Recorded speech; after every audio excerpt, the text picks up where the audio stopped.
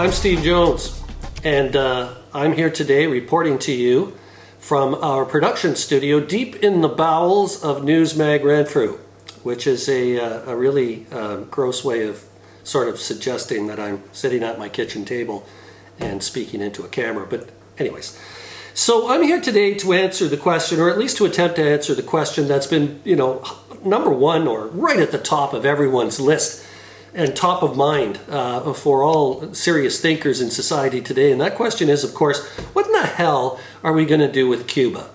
I mean, they have been out in the cold for over 60 years. And for heaven's sakes, I mean, this is almost bordering on childishness now, that here we are in the year 2023, and Cuba, an island of 11.5 million people, just 90 miles off the coast of Florida, is almost like, why don't they just build a fence around it?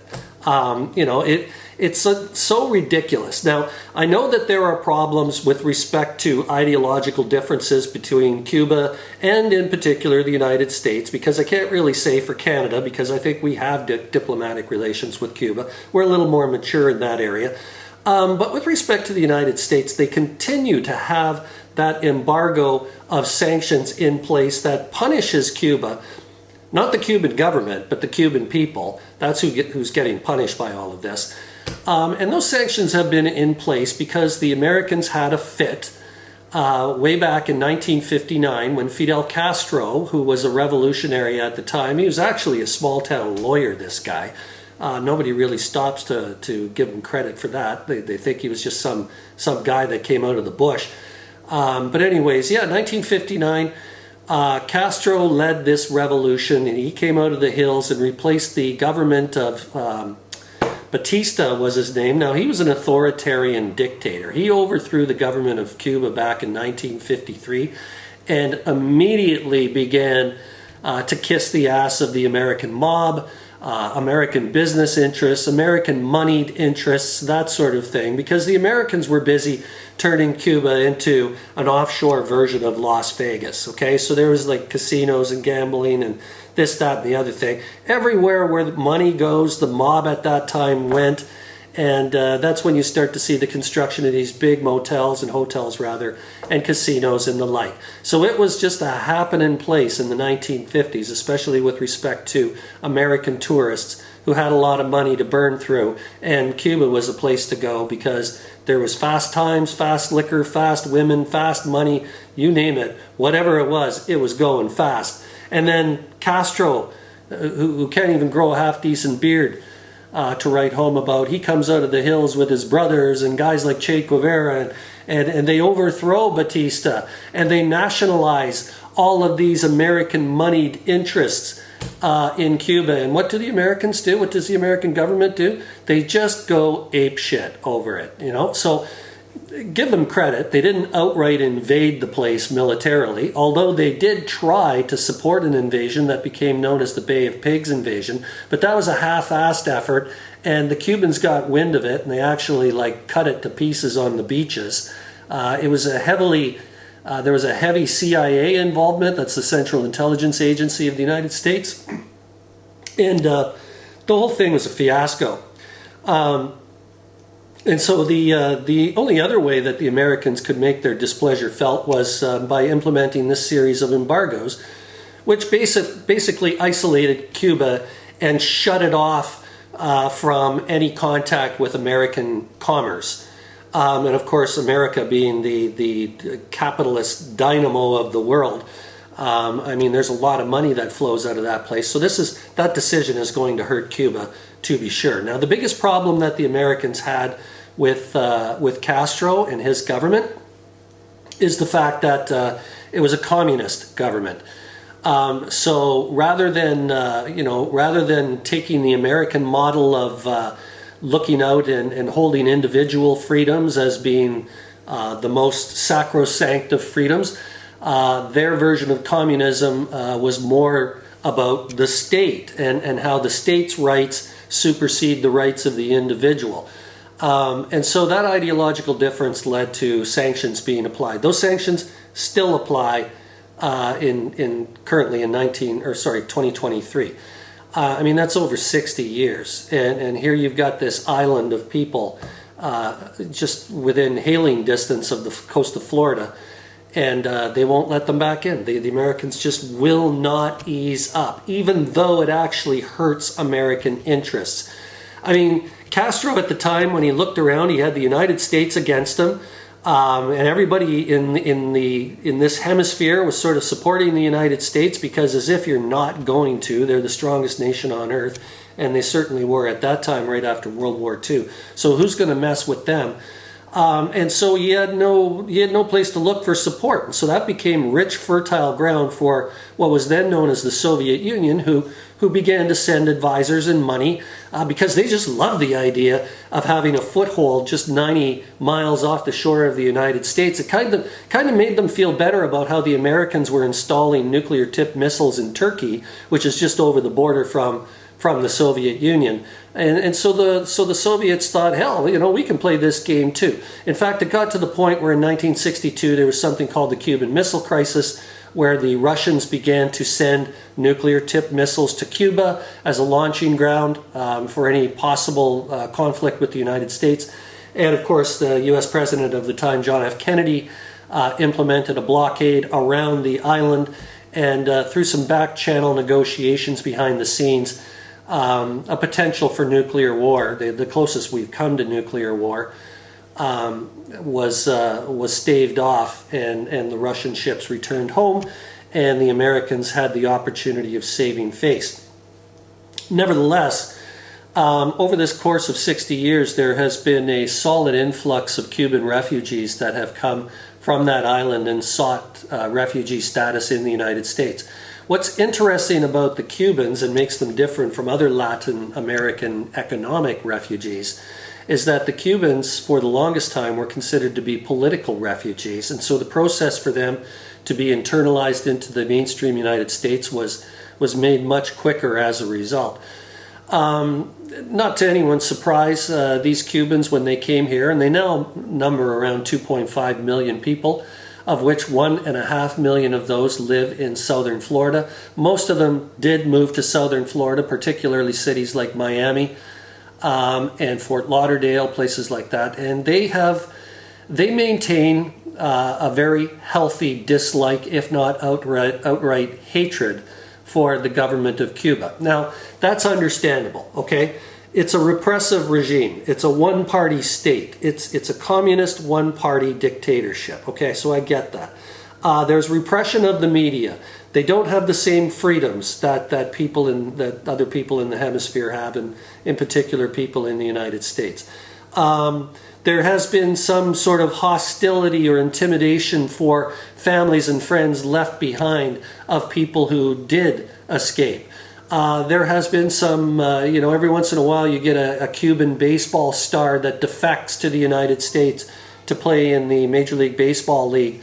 The Cuban government is usually embarrassed by defections like that, and so they would kind of put the squeeze on people who are part of the family of that defector.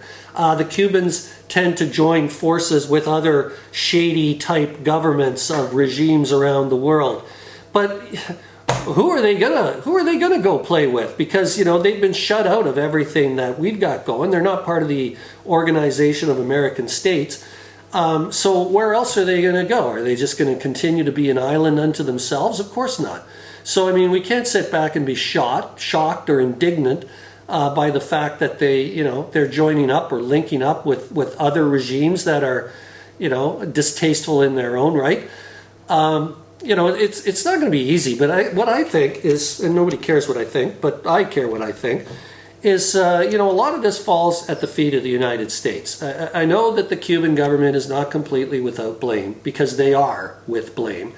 But it's the Americans who are the stronger of the two. And it's the Americans who could get rid of the sanctions and get rid of the embargo. It's the Americans who could loosen up a little bit. Listen, the Americans were all for favoring Batista, and yet he killed 20,000 people of his own people just in repressive measures. But he was a right-wing government that it was all for American capitalism.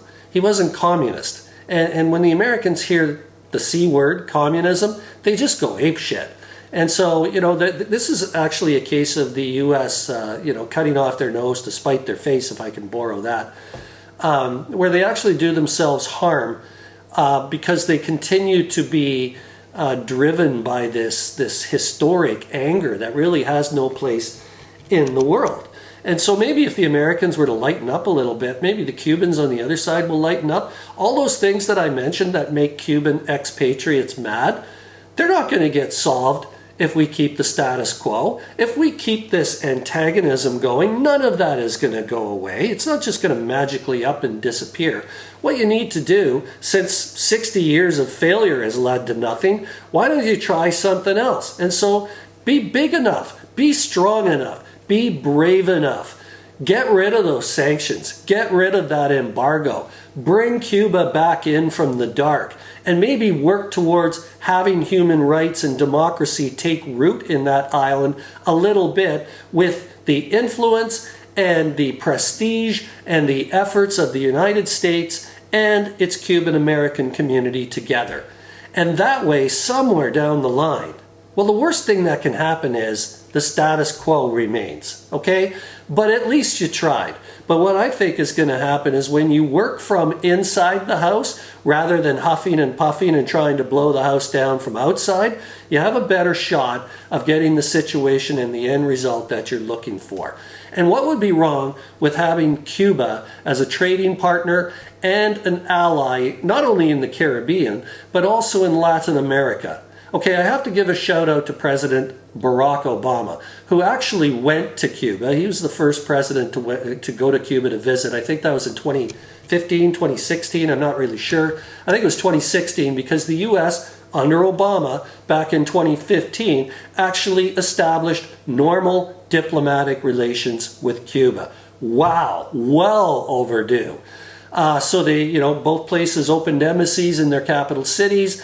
There was an exchange of ambassadors. As I said, Obama went to Cuba, attended a baseball game. He was met with great fanfare. I mean, the Cuban people just loved to see that because they thought, it's happening. It's happening right in front of our eyes that there's going to be some sort of rapprochement with the United States and that we can belong to the group of nations that we truly belong to.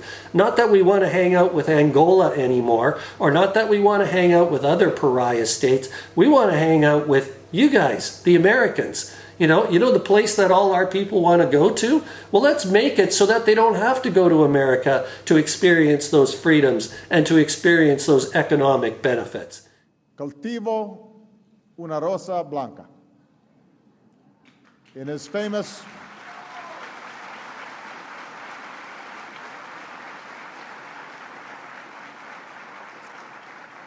most famous poem, Jose Marti made this offering of friendship and peace to both his friend and his enemy. Today, as the President of the United States of America, I offer the Cuban people el saludo de paz.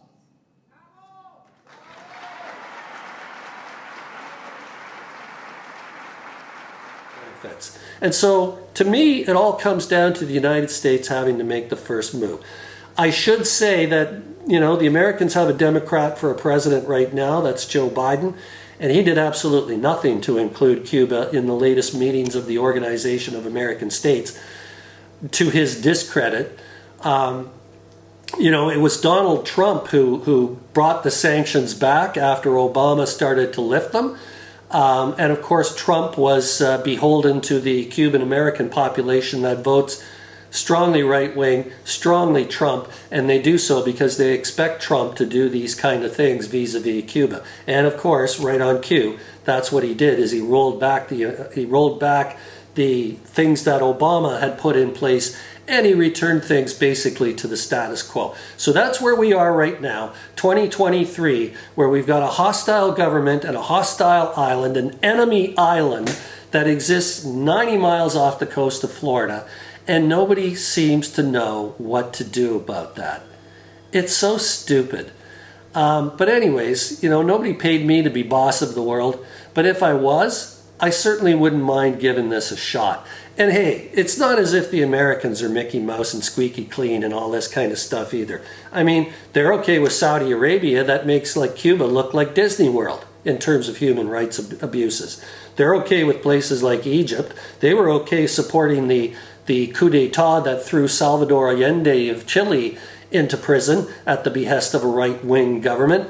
Back when they used to have some influence over Iran, they had no problem with the Shah of Iran repressing his people. I mean, that led to a revolution, for Pete's sake, and look at Iran now. It's probably one of, if not the biggest enemy of the United States. I mean, the Americans cause their own shit. I just wish that they would, grow up a little bit and maybe come to a point where you say, you know what, this isn't working anymore, this is stupid, and we've just basically made things more difficult for ourselves. Let's try something else and see if that works.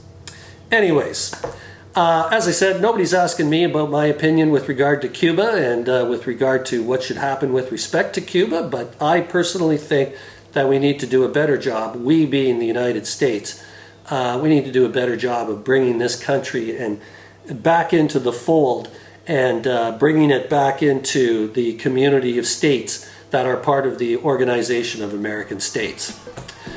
For Newsmag Renfrew, from my kitchen table, I'm Steve Jones.